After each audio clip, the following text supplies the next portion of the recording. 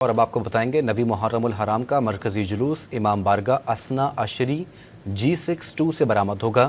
جلوس روایتی راستوں سے ہوتا ہوا دوبارہ اسی امام بارگاہ پر اختتام پذیر ہوگا۔ مزید جانتے ہیں ڈان نیوز کے نمائندے عبداللہ مومند سے۔ عبداللہ بتائیے۔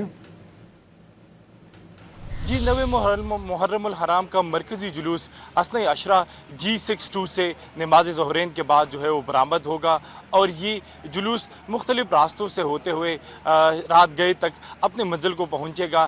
یہاں پر جو جلوس یہاں سے برآمد ہوگا وہ دو مقامات پر جو ہے وہ منزل کرے گا، جہاں پر سبیل کا خصوصی انتظام کیا گیا ہے، جبکہ اس کے ساتھ ساتھ جو عزاداران حسین ہیں وہ ماتم کنی بھی کریں گے۔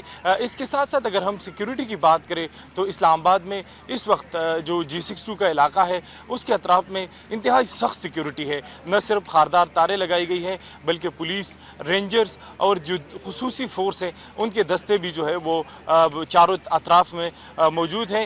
اس جلوس کے لیے مختلف مقامات پر سبیل کا اہتمام بھی کیا گیا ہے، اور یہ جلوس جو نماز ظہرین کے بعد برآمد ہوگا، اس کے بعد ظہر اور اس کے ساتھ ساتھ جو دیگر نمازیں ہیں وہ راستے میں ہی ادا کریں گے۔ جی